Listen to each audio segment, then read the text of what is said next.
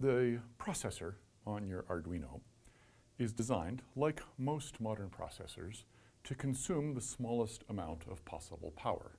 You like that because perhaps you're going to run it off a battery and you want long lifetime. Or perhaps you don't want it to overheat. And if you've ever put a hot laptop on your lap, you know that heat is a pretty significant problem in processors with lots and lots of operations going on. You know that the Arduino runs at 5 volts. You also know that power is voltage times current. So to minimize the amount of power that the Arduino consumes, we want to minimize the amount of current going in and out of the pins that it uses. So the digital input and output pins on the Arduino actually can provide or can take in pretty small amounts of current, and that's by design because we want to minimize that power use. However, when we want to connect up something like a motor that we'd like to be able to spin fast or put, which would be lots of power, or put a lot of torque on something. Again, work energy theorem, the torque times the rotation rate is going to be a power. Now we want lots of power, and we have a bit of a disconnect because the Arduino simply can't provide that amount of power by design. So fundamentally what we need is a way that the Arduino can control some switch or some device that then can provide a lot of power. So now we might have an external power supply. That power supply can provide watts and watts, which is sort of like saying lots and lots with a lisp. It can have many watts of power. And the Arduino is not providing that.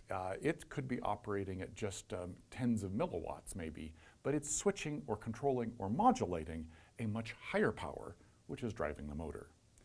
That's what your motor driver chip does. Fundamentally, you can just think of it like a lever that I'm throwing a switch from the Arduino, and that switch then allows a large amount of power to go to the motor driver. And then it has some other useful features, very, very simple ones, that do a couple of useful things to drive the motor.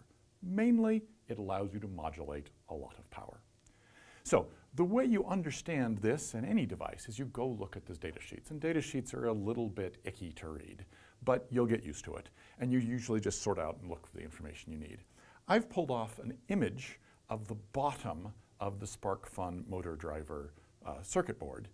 And the pins on here are almost one-to-one with the motor driver chip itself. They've just given you onto a little breakout board so you can use it more easily. So let's just look at what these pins do, and it'll tell us how the device functions. Notice that they're all labeled, and those labels are slightly cryptic, and that's what the data sheet is for. But if you go look at the data sheet, you'll find that one group is all related to power. Of course, we'd like a common ground. We'd like, when we say voltage, we'd like everybody to agree what's 0. So both the Arduino and the motor power supplies, and they could likely be different ones, will give a common ground. We don't want electricity running from one power supply to the other, so let's all agree on what 0 is. We'll hook a wire between all of them. So there's only one ground. However, VCC, which is a common shorthand for the logic level voltage on the board, that's your Arduino voltage. And that's what's going to be the 5 volts, let's say, of your Arduino board.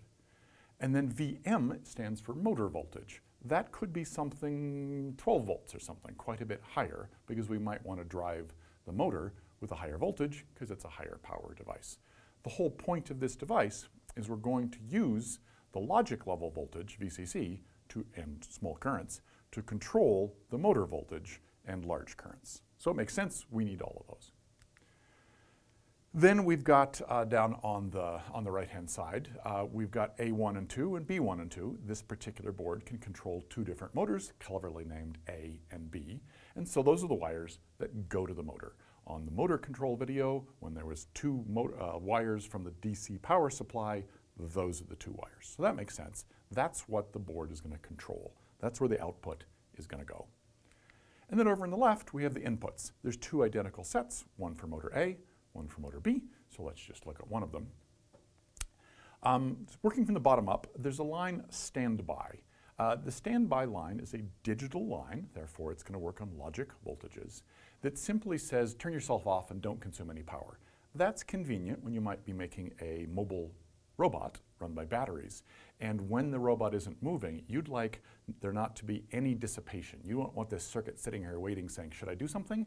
And consuming power. So that's the basic turn yourself off and I'll wake you up when I need you line. So whenever you're going to use that device at all, you'll want the standby line high.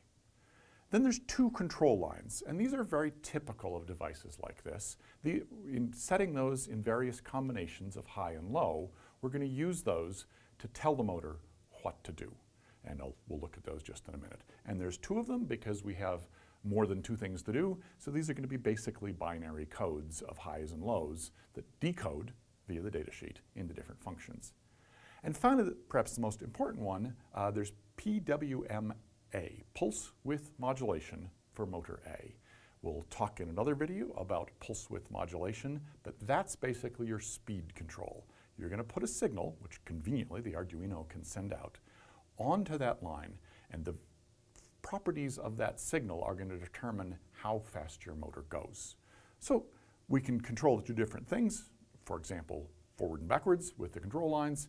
We can tell it to shut down and go to sleep with the standby. We can tell it how fast to go with that PWM line. And that's pretty much everything we need. And all of that, when we give it those commands, will control a voltage and a current going out the A1 and A2 lines and to the motor. And that voltage and current will be considerably higher than what the Arduino can supply.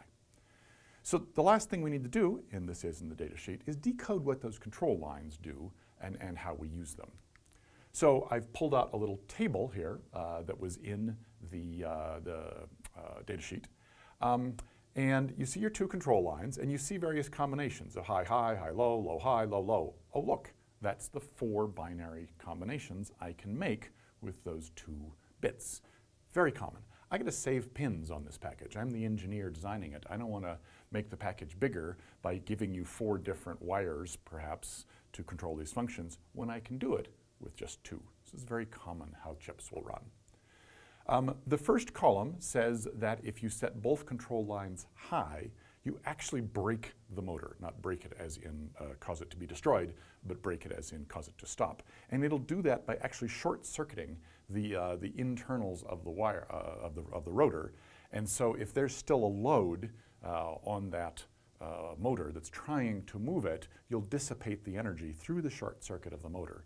And that means it will dissipate very quickly. You also want to be careful to not dissipate too much current through the motor or it'll overheat.